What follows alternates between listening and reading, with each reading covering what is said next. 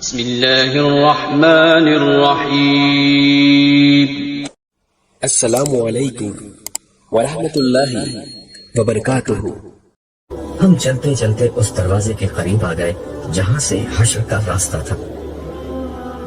میں نے صالح سے دریافت کیا، کیا اب ہمیں واپس میدان حشر جانا ہوگا؟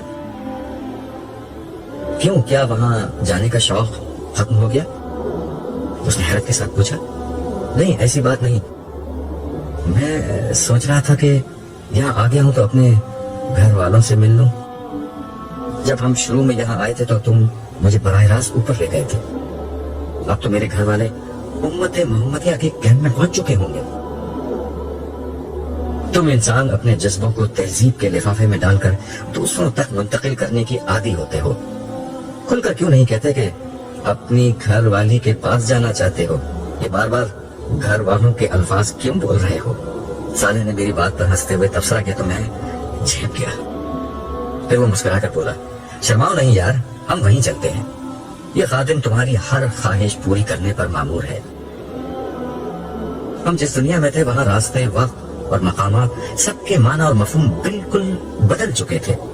اس لیے صالح کا جملہ ختم ہونے کے ساتھ ہی ہم اس پہاڑ کے قریب پہنچ گئے جس کے ارد گرد تمام ندیوں اور ان کی امتوں کے کیمپ لگے ہوئے تھے۔ شاید میں نے تمہیں پہلی دفعہ یہاں آتے وقت یہ بتایا تھا کہ اس پہاڑ کا نام آراف ہے، اسی کی بلندی پر تم گئے تھے، اور یہ دیکھو امت محمدیہ کا کیمپ قریب آ گیا ہے۔ ہم پہاڑ کے جس حصے میں تھے وہاں اس کا دامن بہت دراز تھا، اس لیے وہاں بہت گنجائش تھی، مگر وہ پورا مقام اس وقت ان گنت لوگوں سے بھرا ہوا تھا۔ پہاڑ کے ارد گرد اس قدر رش شاید کسی اور جگہ نہیں تھا۔ میں نے صالح سے مخاطب ہو کر کہا، لگتا ہے سارے مسلمان یہاں آ گئے ہیں؟ نہیں، بہت کم آئے ہیں، امت محمدیہ کی تعداد بہت زیادہ تھی، اس لیے اس کے مقربین اور صالحین کی تعداد بھی بہت زیادہ ہے، وگرنہ بیشتر مسلمان تو ابھی میدان حشر ہی میں پریشان گھوم رہے ہیں۔ تو میرے زمانے کے مسلمان بھی یہاں ہوں گے؟ بدقسمتی سے تمہارے معاصرین میں بہت کم لوگ یہاں ہیں۔ رسول اللہ صلی اللہ علیہ وسلم کی امت کے ابتدائی حصے کے لوگوں کی بڑی تعداد یہاں موجود ہے۔ آخری زمانے کے البتہ کم ہی لوگ یہاں آ سکے ہیں۔ تمہارے زمانے میں تو زیادہ تر مسلمان دنیا پرست تھے یا فرقہ پرست۔ یہ دونوں طرح کے لوگ فی الوقت میدان حشر کی سیر کر رہے ہیں، اس لیے تمہارے جاننے والے یہاں کم ہوں گے۔ جو ہوں گے ان سے تم جنت میں داخلے کے بعد دربار میں مل لینا۔ یہاں تو صرف ہم تمہارے گھر والوں سے ملا کر تمہاری آنکھیں ٹھنڈی کریں گے اور فوراً واپس لوٹیں گے، خبر نہیں کس وقت حساب کتاب شروع ہو جائے۔ یہ دربار کیا ہے؟ صالح کی گفتگو میں جو چیز ناقابل فہم تھی میں نے اس کے بارے میں دریافت کیا۔ حساب کتاب کے بعد جب تمام اہل جنت میں داخل ہو جائیں گے تو ان کی اللہ تعالیٰ کے ساتھ ایک نشست ہوگی، اس کا نام دربار ہے۔ اس نشست میں تمام اہل جنت کو ان کے مناصب اور مقامات رسمی طور پر تفویض کیے جائیں گے۔ یہ لوگوں کی ان کے رب کے ساتھ ملاقات بھی ہوگی اور مقربین کی عزت افزائی کا موقع بھی ہوگا۔ میں اس سے مزید کچھ اور دریافت کرنا چاہتا تھا مگر گفتگو کرتے ہوئے ہم کیمپ کے کافی نزدیک پہنچ چکے تھے۔ یہ خیموں پر مشتمل ایک وسیع و عریض بستی تھی۔ اس بستی میں لوگوں کے کیمپ مختلف زمانوں کے اعتبار سے تقسیم تھے۔ بعض خیموں کے باہر کھڑے ان کے مالکان آپس میں گفتگو کر رہے تھے۔ یہی مجھے اپنے بہت سے ساتھی اور رفقا نظر آئے جنہوں نے دین کی دعوت میں میرا بھرپور ساتھ دیا تھا۔ ان کو دیکھ کر مجھے اتنی خوشی ہوئی کہ بیان سے باہر ہے۔ یہ وہ لوگ تھے جنہوں نے اپنی جوانی، اپنے کیریئر، اپنے خاندان اور اپنی خواہشات کو کبھی سر پر سوار نہیں ہونے دیا تھا۔ ان سب کو ایک حد تک رکھ کر اپنا باقی وقت، صلاحیت، پیسہ اور جذبہ خدا کے دین کے لیے وقف کر دیا تھا۔ اسی کا بدلہ تھا کہ آج یہ لوگ اس ابدی کامیابی کو سب سے پہلے حاصل کرنے میں کامیاب ہو گئے جس کا وعدہ دنیا میں ان سے کیا گیا تھا۔ یہی ہمیں امت مسلمہ کی تاریخ کی بہت سی معروف ہستیاں نظر آئیں۔ ہم جہاں سے گزرتے لوگوں کو سلام کرتے جاتے۔ ہر شخص نے ہمیں اپنے خیمے میں آ کر بیٹھنے اور کچھ کھانے پینے کی دعوت دی جسے صالح شکریہ کے ساتھ رد کرتا چلا گیا۔ البتہ میں نے ہر شخص سے بعد میں ملنے کا وعدہ کیا۔ راستے میں صالح کہنے لگا ان میں سے ہر شخص اس قابل ہے کہ اس کے ساتھ بیٹھا جائے. تم اچھا کر رہے ہو کہ ان سے ابھی ملاقات طے کر رہے ہو. ان میں سے بہت سے لوگوں سے بعد میں وقت لینا بھی آسان نہیں ہوگا. یہ کہہ کر وہ ایک لمحے کے لیے رکا اور محبت آمیز نظروں سے میری طرف دیکھ کر بولا وقت لینا تو تم سے بھی آسان نہیں ہوگا عبداللہ. تمہیں ابھی پوری طرح اندازہ نہیں. اس نئی دنیا میں تم خود ایک بہت بڑی حیثیت کے مالک ہو گئے. مگر حقیقت یہ ہے کہ تم پروردگار عالم کے معیار پر ہمیشہ سے ایک بہت بڑے حیثیت کے آدمی تھے. یہ کہتے ہوئے صالح رکا اور مجھے گلے لگا لیا. پھر آہستگی سے میرے کان میں بولا عبداللہ تمہارے ساتھ رہنا میرے لیے بڑے احساس کی بات ہے. میں نے اپنی نگاہیں آسمان کی طرف بلند کی اور دھیرے سے جواب دیا اعزاز کی بات تو خدا کی بندگی کرنا ہے, اس کے بندوں کو بندگی کی دعوت دینا ہے. یہ میرا اعزاز ہے کہ خدا نے ریت کے ایک بے وقت ذرے کو اس خدمت کا موقع دیا. یہ کہتے ہوئے احسان مندی کے جذبات سے میری آنکھوں سے آنسو بہنے لگے. ہاں یہی ٹھیک ہے, خدا ہی ہے جو ذرہ ریت کو طلوع آفتاب دیتا ہے. تم سورج کی طرح اگر چمکے تو یہ خدا کی عنایت تھی, مگر یہ عنایت خدا پرستوں پر ہوتی ہے, سرکشوں, مفسدوں اور غافلوں پر نہیں. ہم ایک دفعہ پھر چلنے لگے اور چلتے چلتے ہم ایک بہت خوبصورت اور نفیس خیمے کے پاس پہنچ گئے. میرے دل کی دھڑکن کچھ تیز ہو گئی. صالح میری طرف دیکھتے ہوئے بولا نائمہ نام ہے تمہاری بیوی کا؟ میں نے ازبات میں گردن ہلا دی. صالح نے انگلی سے اشارہ کر کے کہا یہ والا خیمہ ہے. کیا اسے معلوم ہے کہ میں یہاں آ رہا ہوں؟ میں نے دھڑکتے دل کے ساتھ پوچھا. نہیں, صالح نے جواب دیا. پھر ہاتھ سے اشارہ کر کے کہا یہ ہے تمہاری منزل. میں ہولے ہولے چلتا ہوا خیمے کے قریب پہنچا اور سلام کر کے اندر داخل ہونے کی اجازت چاہی. اندر سے ایک آواز آئی جسے سنتے ہی میرے دل کی دھڑکن تیز ہو گئی. آپ کون ہیں؟ عبداللہ. میری زبان سے عبداللہ کا نام نکلتے ہی پردہ اٹھا اور ساری دنیا میں اندھیرا چھا گیا. اگر روشنی تھی تو صرف اسی ایک چہرے میں جو میرے سامنے تھا. وقت, زمانہ, صدیاں اور لمحے سب اپنی جگہ ٹھہر گئے. میں خاموش کھڑا ٹکٹکی باندھ کر اسے دیکھتا رہا. نائمہ کا مطلب روشن ہوتا ہے, مگر روشنی کا مطلب یہ ہوتا ہے, یہ مجھے آج پہلی دفعہ معلوم ہوا تھا. ہم جب آخری دفعہ ملے تھے تو زندگی بھر کا ساتھ بڑھاپے کی رفاقت میں ڈھل چکا تھا, جب محبت حسن اور جوانی کی محتاج نہیں رہتی. مگر نائمہ نے اپنی جوانی کے تمام ارمانوں اور خوابوں کو میری نظر کر دیا تھا. اس نے جوانی کے دنوں میں بھی اس وقت میرا ساتھ دیا تھا جب میں نے آسان زندگی چھوڑ کر اپنے لیے کانٹوں بھرے راستے چن لیے تھے.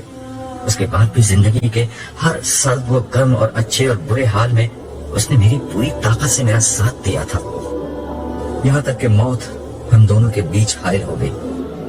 مگر آج موت کا یہ عارضی پردہ اٹھا تو میرے سامنے چاند کا نور, تاروں کی چمک, سورج کی روشنی, پھولوں کی مہک, کلیوں کی نازکی, شبنم کی تازگی, صبح کا اجالا اور شام کی شفق سب ایک ساتھ ایک ہی چہرے میں جلوہ گر ہو گئے تھے. برسوں کی اس رفاقت کو میں چند لمحوں میں سمیٹ کر دیکھنے کی کوشش کر رہا تھا. نائمہ کی آنکھوں میں نمی آ گئی تھی جو اس کے رخساروں پر بہنے لگی. میں نے ہاتھ بڑھا کر اس کے رخساروں سے نمی پہنچی اور اس کے ہاتھوں کو اپنے ہاتھوں میں لے کر کہا میں نے کہا تھا نا, تھوڑا سا انتظار, تھوڑا سا صبر, یہ جنگ ہم ہی جیتیں گے. میں نے کب آپ کی بات کا یقین نہیں کیا تھا اور اب تو میرا یقین حقیقت میں بدل چکا ہے. مجھے تو بس ایسا لگ رہا ہے کہ آپ کچھ دیر کے لیے گھر سے باہر گئے تھے اور پھر آ گئے. ہم نے تھوڑا سا صبر کیا اور بہت بڑی جنگ جیت لی. ہمیں جیتنا ہی تھا نائمہ. اللہ نہیں ہارتا, اللہ والے بھی نہیں ہارتے. وہ دنیا میں پیچھے رہ سکتے ہیں مگر آخرت میں ہمیشہ سب سے آگے ہوتے ہیں. اور اب؟ نائمہ نے سوال کرتے ہوئے آنکھیں بند کر لی. شاید وہ تخیل کی آنکھ سے جنت کی اس دنیا کا تصور کر رہی تھی جو اب شروع ہونے والی تھی. ہم نے خدا کا پیغام عام کرنے کے لیے اپنی فانی زندگی لگا دی اور اب بدلے میں خدا جنت کی ابدی زندگی کی کامیابی ہمیں دے گا. یہ کہتے ہوئے میں نے آنکھیں بند کر لی. میرے سامنے اپنی پر مشقت اور جد و جہد سے بھرپور زندگی کا ایک ایک لمحہ آ رہا تھا. میں نے اپنی نوجوانی اور جوانی کے بہترین سال خدا کے دین کی خدمت کے لیے وقف کر دیے تھے. اپنی ادھیڑ عمر کی صلاحیتیں اور بڑھاپے کی آخری توانائیاں اسی راہ میں جھونک دی تھی. میں ایک غیر معمولی باصلاحیت اور ذہین شخص تھا جو اگر دنیا کی زندگی کو مقصود بنا لیتا تو ترقی اور کامیابی کے اعلیٰ مقامات تک بآسانی پہنچ جاتا. مگر میں نے سوچ لیا تھا کہ کیریئر، جائیداد اور مقام و مرتبہ اور عزت و شہرت اگر کہیں حاصل کرنی ہے تو آخرت ہی میں حاصل کرنی ہے. میں نے زندگی میں خواہشات کے میدان ہی میں خود سے جنگ نہیں کی تھی بلکہ تعصبات اور جذبات سے بھی لڑتا رہا تھا. فرقہ واریت، اکابر پرستی اور تعصب سے میں نے کبھی اپنا دامن آلودہ نہیں ہونے دیا. خدا کے دین کو ہمیشہ ایمانداری اور عقل سے سمجھا اور اخلاص اور صدق دل سے اس پر عمل کیا. اس کے دین کو دنیا بھر میں پھیلایا اور کبھی اس راہ میں کسی ملامت کرنے والے کی ملامت کی پرواہ نہیں کی. اس سفر میں خدا نے جو سب سے بڑا سہارا مجھے دیا وہ نائمہ کی محبت اور رفاقت تھی جس نے ہر طرح کے حالات میں مجھے لڑنے کا حوصلہ بخشا. اور اب ہم دونوں شیطان کے خلاف اپنی جنگ جیت چکے تھے. مشقت ختم ہو چکی تھی اور جشن کا وقت تھا. ہم اسی حال میں تھے کہ صالح نے کھنکار کر ہمیں اپنی موجودگی کا احساس دلایا اور بولا، آپ لوگ تفصیل سے بعد میں ملیے گا، ابھی چلنا ہوگا. اس کے ان الفاظ پر میں واپس اس دنیا میں لوٹ آیا. میں نے صالح کا نائمہ سے تعارف کروایا. یہ صالح ہیں. پھر ہنستے ہوئے میں نے اپنی بات میں اضافہ کیا، یہ کسی بھی وقت مجھے تنہا چھوڑنے پر آمادہ نہیں ہوتے. نائمہ نے صالح کو دیکھتے ہوئے کہا، میں انہیں جانتی ہوں، مجھے یہاں پر یہی چھوڑ کر گئے تھے اور اسی وقت آپ کے بارے میں بتا دیا تھا، ورنہ میں بہت پریشان رہتی. میں نے صالح کی طرف مڑتے ہوئے کہا، تم مجھ سے الگ ہی کب ہوئے جو نائمہ کو یہاں چھوڑنے آ گئے تھے؟ تمہیں غالباً یاد نہیں، جس وقت تم اوپر بیٹھے پروردگار کے حضور حشر کے میدان میں گھومنے پھرنے کا پروانہ لے رہے تھے، اس وقت میں تمہارے برابر سے اٹھ گیا تھا. عبداللہ، یہ تمہاری کمزوری بھی ہے اور طاقت بھی کہ جب تم خدا کے ساتھ ہوتے ہو تو تمہیں ارد گرد کا ہوش نہیں ہوتا. ہوش تو مجھے تھوڑی دیر پہلے بھی نہیں تھا، مگر اس وقت تو تم چلے نہیں. ہاں، میں اگر ٹل جاتا تو پھر تم سے اگلی ملاقات یوم حشر کے بعد ہوتی. ویسے تم انسان بڑے ناشکرے ہو اور بھلکڑ بھی. بھول گئے تمہیں کہاں جانا ہے؟ اوہو نائمہ، ہمیں چلنا ہوگا. تم یہیں رکو، میں کچھ دیر میں آتا ہوں. مگر ہمارے بچے؟ وہ بھی ٹھیک ہیں، تم انہیں یہاں تلاش کرو، قریب میں کہیں مل جائیں گے، مگر میں تھوڑی دیر میں سب کو لے کر خود آ جاؤں گا. ابھی مجھے فوراً میدان حشر میں لوٹنا ہے. ملنا ملانا اس کے بعد عمر بھر ہوتا رہے گا. اس آخری سوال کے بعد یہاں میرے رکنے کی گنجائش ختم ہو چکی تھی، کیونکہ مجھے جواب میں ان 2 بچوں کے بارے میں بھی بتانا پڑتا جو یہاں نہیں تھے، اور یہ ایک بہت تکلیف دہ کام تھا. نائمہ نے کچھ سمجھتے ہوئے اور کچھ نہ سمجھنے کے انداز میں گردن ہلا دی. واپسی پر میں نے صالح سے کہا، یہاں کی زندگی میں تو خاندانوں میں بڑی ٹوٹ پھوٹ ہو جائے گی. کسی کی بیوی رہ گئی اور کسی کا شوہر رہ گیا.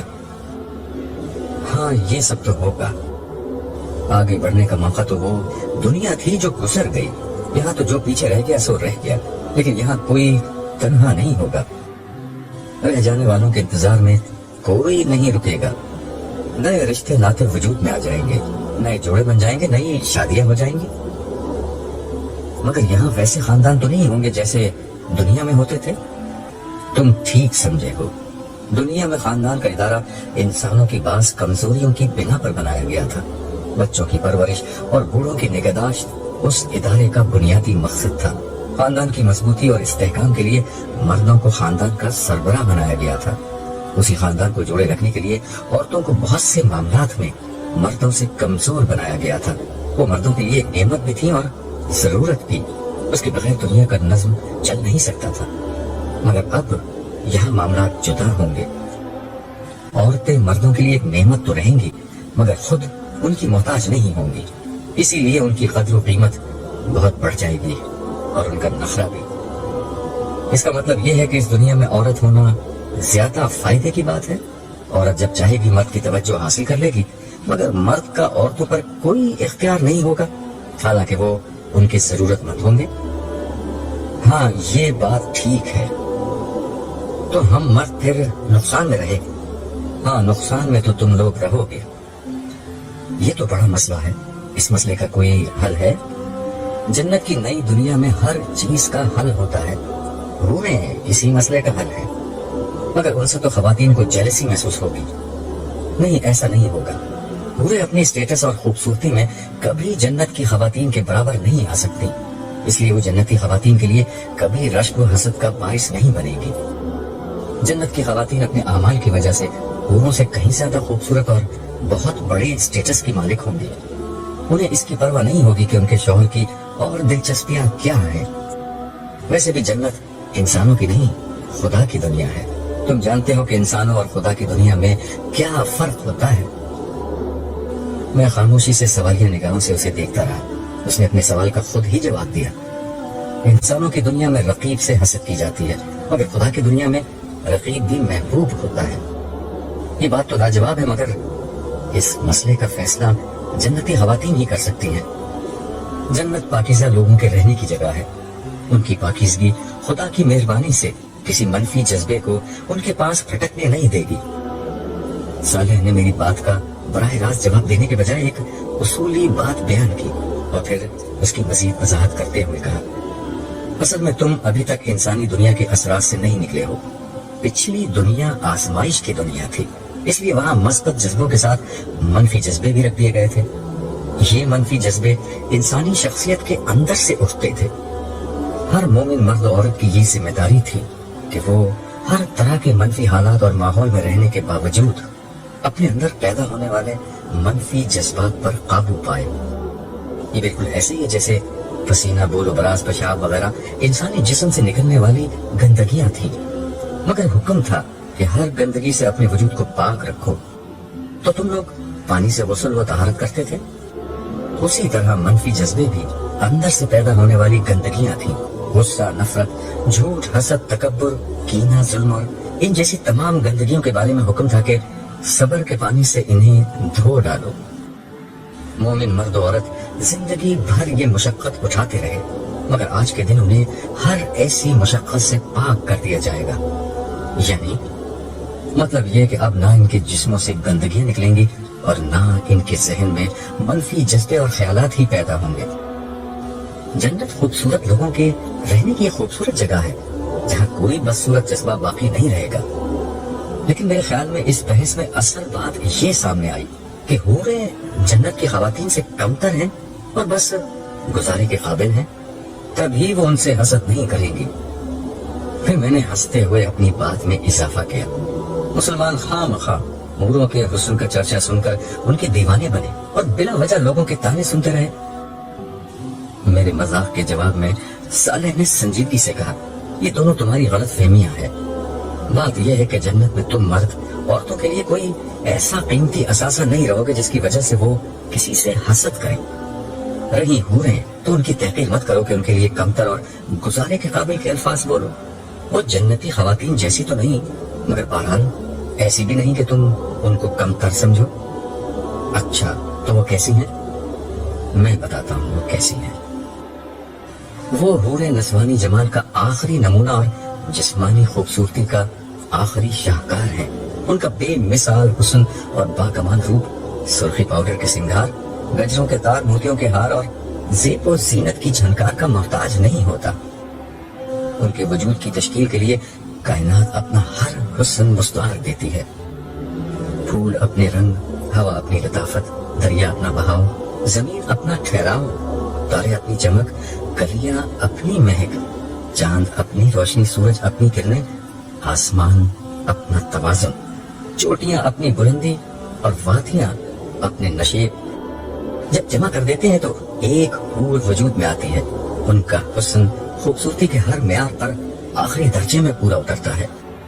ان کا قد لمبا اور رنگ زردی مائل گورا ہے، پورے جسم کی جلد بے داغ اور شفاف ہے، آنکھیں بڑی بڑی اور گہری سیاہ ہیں، مگر ہر لباس کی مناسبت سے اس کے رنگ میں ڈھل سکتی ہیں۔ ان کی باہیں ہموار اور پلکیں دراز ہیں۔ ان کی نظر عام طور پر جھکی رہتی ہے، مگر جب اٹھتی ہے تو تیر کی طرح دل تک جا پہنچتی ہے۔ उनका चेहरा किताबी, पेशानी कुशादा, रुखसार सुर्खी माइल, नाक सुतवा, जबान शीरी, होठ गुलाब की तरह नाजुक और दांत मोतियों की तरह चमकदार हैं। उनके बाल रेशम की तरह नरम और चमकदार और उनके सफेद रंग के बरक्स गहरे सिया और पिंडलियों तक लंबे हैं। उनकी आवाज सुरीले नगमों की तरह कान में रस खोलती, बातों से मोती झड़ते और मुस्कुराहट से रुत हसीन हो जाती है। उनके वजूद में हया का इत्र और सांसों में खुशबुओं की महक है। उनके लहजे में नरमी, चलने के अंदाज में दिलरुबाई और बोलने के तरीके में शान और वकार है। उनका मुअत्तर वजूद मखमली लिबास और चमकते जेवर के अंदर बादलों में छुपे खुलते बद्र कामिल का मंजर पेश करता है। तुमने हूरों को देखा है? नहीं, उन्हें किसी ने नहीं देखा, सिर्फ उनका अहवाल सुना है। वही तुम्हें सुना रहा हूं। साले बेतकान बोल रहा था और मैं खामोशी से उसकी शक्ल देख रहा था।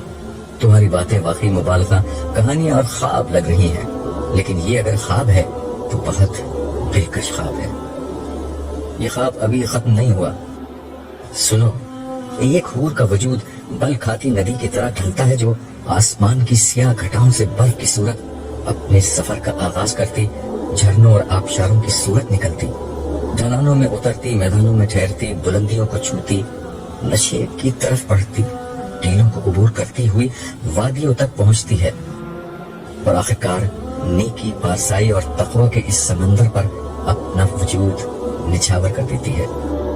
जिसने जिंदगी सब्र और तकवा के साथ गुजारी, ये इसलिए होता है कि ये नदी अपने पूरे सफर में किसी नजासत, किसी आलूदगी का शिकार नहीं होती। हर नामहरम निगाह को अपनी दीद और लम्स से दूर रखती है। ये हजारों मील का सफर पाक दामनी के साथ तय करती है, इसलिए पाक दामन से कम किसी शख्स को कबूल नहीं करती। और आखिरकार सैल शबाब की चढ़ती घटती मौज का सा उनका वजूद अपने समंदर में हमेशा के लिए जम हो जाता है। मुझे समझ ही नहीं आता कि तारीफ हूरों की करूं या तुम्हारे बयान की। तारीफ तो सिर्फ अल्लाह की होनी चाहिए, मगर याद रहे मैं फरिश्ता हूँ। ये मेरे नहीं, इंसानी जज्बात का इजहार है। मैंने इंसानी अल्फाज और जज्बों के बारे में जो कुछ सीखा है उसका अक्सर हिस्सा तुम्हारे साथ रहकर तुमसे सीखा है। इसलिए तुम चाहो तो अपनी तारीफ आप कर सकते हो। नहीं, तारीफ का मुस्तहिक तो सिर्फ अल्लाह है और जो हर खूबसूरती का खालिक है, चाहे वो बयान की हो या इंसान की। मगर ये बताओ, क्या ये हूरें इंसान होंगी? हाँ, ये भी इंसान है। इसी तरह अहले जन्नत के वो खुद्दाम जिन्हें गुलमान कहा जाता है, वो भी इंसान ही है। ये वो लड़के हैं जो हमेशा लड़के ही रहेंगे। ये लड़के क्यों रहेंगे? मुलाजिम और खादिम तो वो बेहतर होता है जो ज्यादा उम्र का हो और ज्यादा समझ रखता हो। मैंने जहन में आने वाला एक एतराज जड़ दिया। नहीं, ऐसा नहीं है। ये कम उम्र होने के बावजूद भला के मिजाज शनास होंगे। अहले जन्नत की मजलिसों में जब किसी जन्नती का मशरूब खत्म होगा तो ये उसकी नजर देखेंगे और बिला कुछ कहे सुने उसके गिलास में मतलूबा शराब उतनी ही मिकदार में डालेंगे जितनी उसे जरूरत होगी। इसलिए उनकी समझ बूझ और मिजाज शनासी की तो कोई हद नहीं। अलबत्ता उन्हें लड़कों की शक्ल में इसलिए रखा जाएगा कि जिस्मानी तौर पर मुस्तैद रहे और लम्हा भर में हर खिदमत बजा लाएं। उनका लिबास, शक्ल और हुलिया उन्हें ऐसा बना देगा गोया महफिल में कीमती मोती बिखरे हुए हैं। उनके अबदी तौर पर कम उम्र लड़के बनाए जाने की दूसरी वजह यह है कि उनको कभी अज़वाजी ताल्लुक की जरूरत ना हो, जबकि हूरें मुकम्मल शबाब की उम्र को पहुंची हुई लड़कियां होंगी और अहले जन्नत की बीवियां होंगी। क्या हूरें और गुलमान अहले जन्नत के लिए खास तौर पर तख्लीक किए जाएंगे? ये एक लंबी कहानी है। हमारे पास वक्त की कौन सी कमी है? ये लंबी कहानी भी सुनाते जाओ। सुनो, आज का दिन इंसानों का पहला महशर नहीं है। क्या मतलब? क्या क़यामत पहले भी आ चुकी है? क़यामत तो पहले नहीं आई, अलबत्ता अव्वल तो आखिर सारे इंसान एक दफा पहले भी पैदा किए जा चुके हैं। तुम्हारा इशारा अहदुल सद की तरफ है? हाँ, मगर उससे कबल अल्लाह ताला ने तमाम मखलूक़ात के सामने ये मौका रखा था कि वो जन्नत में अल्लाह ताला की अबदी रफ़ाक़त का शर्फ हासिल कर लें, लेकिन उसके लिए उन्हें दुनिया में कुछ वक्त ऐसे गुजारना होगा कि खुदा उनके सामने नहीं होगा। सिर्फ उसके अहकाम उनके सामने आएंगे और उन्हें बिन देखे रब की इबादत और अताअत का रास्ता इख्तियार करना होगा। زمین کی بادشاہی عارضی طور پر امانتاً اس مخلوق کو دے دی جائے گی، اور اپنی بادشاہی کے زمانے میں اس مخلوق کو اپنے بارے میں یہ ثابت کرنا ہوگا کہ وہ صاحب اختیار بادشاہ ہونے کے باوجود بن دیکھے خدا کی اطاعت کے لیے تیار ہے۔ جس کسی نے اقتدار اور اختیار کی اس امانت کا درست استعمال کیا، اس کا بدلہ جنت میں خدا کی ابدی رفاقت ہوگی، اور ناکامی کی صورت میں جہنم کا عذاب۔ تو پھر کیا ہوا؟ یہ ہوا کہ ساری مخلوقات ڈر کے پیچھے ہٹ گئی، اس لیے کہ جنت جتنی حسین ہے، جہنم اتنی ہی بھیانک جگہ ہے۔ حشر کی سختی کو تو ابھی تم نے اپنی آنکھوں سے دیکھا ہے، اس کے بعد کون عقل مند اس امتحان میں کودنے کی کوشش کرتا؟ اور غالباً ہم جذباتی انسان اس امتحان میں کود پڑے، میں نے لقمہ دیا۔ ہاں، یہی ہوا تھا، لیکن خدائی امانت اٹھانے کا یہ عزم روح انسانی نے اجتماعی طور پر کیا تھا۔ اس لیے خدا کے عدل کا تقاضا یہ تھا کہ ہر انسان کو پیدا کر کے براہ راست اس سے یہ معلوم کیا جائے کہ وہ کس حد تک اس امتحان میں اترنے کے لیے تیار ہے۔ عبداللہ، یہ اس لیے ہوا کہ تمہارا رب کسی پر رائی کے دانے کے برابر بھی ظلم نہیں کرتا، سو اس نے سب انسانوں کو پیدا کیا، سب کے سامنے اپنے پورے منصوبے کو رکھا۔ ظاہر ہے انسانوں کی اکثریت پہلے ہی اس مقصد کے لیے تیار تھی، اسی لیے وہ پورے شعور کے ساتھ اس امتحان میں کودنے کے لیے تیار ہو گئے۔ البتہ جن لوگوں نے یہ خطرہ مول لینے سے انکار کر دیا، ان سب کے بارے میں یہ فیصلہ ہوا کہ انہیں سن بلوغت تک پہنچنے سے قبل ہی مر جانے والے بچوں اور بچیوں کا کردار سونپ دیا جائے۔ یہی بچیاں اور بچے جنت کی بستی میں حور و غلمان بنا دیے جائیں گے، اور باقی لوگ اس کڑے امتحان میں اترنے کے لیے تیار ہو گئے۔ ہاں، مگر اس میں بھی خدا کی کریم ہستی نے کمال عنایت کا مظاہرہ کیا تھا۔ تم جانتے ہو کہ دنیا میں سب کا امتحان یکساں نہیں ہوتا، یہ امتحان بھی اس روز ہر شخص نے اپنی مرضی سے چن لیا تھا۔ جو بہت زیادہ حوصلہ مند لوگ تھے، انہوں نے نبیوں کا زمانہ چن لیا۔ ان لوگوں کا امتحان یہ تھا کہ ہر سو پھیلی گمراہی کے دور میں انبیاء کی تصدیق کر کے ان کا ساتھ دیں۔ ان کی کامیابی کے لیے اصل شرط یہ تھی کہ بدترین مخالفت میں بھی ثابت قدم رہیں، اس راہ میں ہر مشکل کو برداشت کریں اور انبیاء کا پیغام آگے پہنچائیں۔ اس لیے ان کا اجر بھی بڑا رکھا گیا، مگر انہیں انبیاء کی براہ راست رہنمائی کی سہولت کی بنا پر کفر و انکار کی صورت میں عذاب بھی اتنا ہی شدید ہوتا۔ انہی لوگوں میں ایک طرف ابو بکر جیسے لوگ تھے اور دوسری طرف ابو لہب جیسے دشمنان حق۔ آزمائش کی دوسری سطح وہ تھی جس میں لوگوں نے امت مسلمہ اور نبیوں کے بعد ان کی امت میں شامل ہونے کا پرچہ امتحان چنا۔ ان لوگوں کا امتحان یہ تھا کہ بعد کے زمانے میں پیدا ہونے والی گمراہیوں، فرقہ واریت، بدعت، غفلت سے بچ کر شریعت کے تقاضوں کو ہر حال میں نبھاتے رہیں، اور معاشرے کے خیر و شر سے لا تعلق ہونے کے بجائے لوگوں میں نیکی کو پھیلائیں اور انہیں برائی سے روکیں۔ یہ ذمہ داریاں ان پر اس لیے عائد کی گئیں کہ ان کے پاس انبیاء کی تعلیمات تھیں، اور وہ پیدائشی مسلمان تھے جنہیں قبول اسلام کے لیے کسی کڑی آزمائش سے نہیں گزرنا پڑا۔ اس کا مطلب یہ تھا کہ عام انسانوں کے مقابلے میں ان کی رہنمائی زیادہ کی گئی، انہیں زیادہ اجر کمانے کا موقع دیے گئے، لیکن غفلت کی صورت میں ان کا حساب کتاب اتنا ہی سخت ہونا طے پایا۔ میرا اور دیگر مسلمانوں کا تعلق اسی گروہ سے تھا نا؟ ہاں، تم ٹھیک سمجھے۔ تیسرا گروہ ان لوگوں کا تھا جنہوں نے اپنا پرچہ امتحان بہت سادہ رکھا۔ یہ سارے لوگ نبیوں کی براہ راست رہنمائی کے بغیر پیدا کیے گئے، اور ان کا پرچہ امتحان فطرت میں موجود ربانی ہدایت تھی، یعنی توحید اور اخلاق کا امتحان۔ انہیں عام مسلمانوں کی طرح نہ شریعت کے امتحان میں ڈالا گیا، نہ نبیوں کی رفاقت کے کڑے امتحان میں۔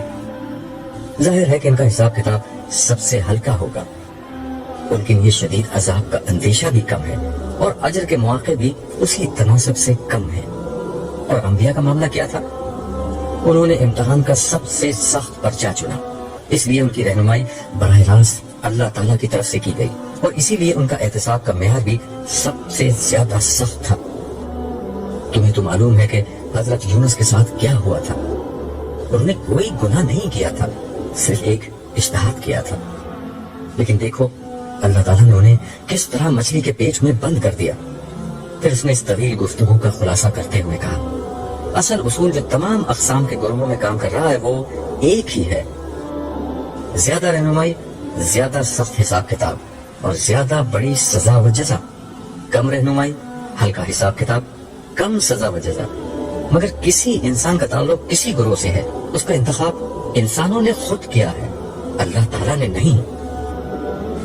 इसका मतलब ये हुआ कि अगर दुनिया में मेरी रहनुमाई बहुत ज्यादा की गई तो ये दरअसल मेरी अपनी दरखास्त के नतीजे में की गई थी। हाँ, बिल्कुल ऐसा ही है। इसी वजह से तुम आज इतना ऊंचा दर्जा पाने में कामयाब हो गए। अगर तुम इस रहनुमाई की कदर ना करते तो तुम्हें इतना ही शदीद अजाब दिया जाता। यार, मैंने कितना बड़ा रिस्क ले लिया था। यही तुम्हारी दुनिया का उसूल था, नो रिस्क नो गेन। मुझे उस लम्हे एहसास हुआ कि मैंने क्या पा लिया है और किस खतरे से निकल गया हूँ। मैं बेख्तियार सजदे में गिर गया। देर तक मैं अपने रब का शुक्र अदा करता रहा जिसने मुझे इस अजीम इम्तिहान में सुरखरू कर दिया था। इतने में साले ने मेरी पीठ थपकते हुए मुझसे कहा, अब्दुल्ला उठो। मैं उठकर खड़ा हुआ और साले को दोनों हाथों से पकड़ कर बोला, साले, अब मैं कभी नहीं मरूंगा। मेरी जिंदगी में कभी कोई बीमारी, बुढ़ापा, खौफ, गम, हुज़्न, उदासी और मायूसी नहीं आएगी। मेरा दिल चाह रहा है कि मैं उछलूं, कूदूं, नाचूं, कह लगाऊं और पूरी दुनिया को चीख चीख कर बताऊं कि लोगों में कामयाब हो गया, लोगों में कामयाब हो गया। आज से मेरी बादशाहत शुरू होती है, आज से मेरी जिंदगी शुरू होती है। साले खामोशी से मुस्कुराते हुए मुझे देखता रहा। मेरे खामोश होने पर वो बोला, जिंदगी तो शुरू होगी, अभी तो हमें वापस हशर में लौटना है, बहुत से अहवाल देखने हैं। खुदा ने तुम्हें बड़ा गैर मामूली मौका दिया है। आओ मैदान हशर में चलते हैं।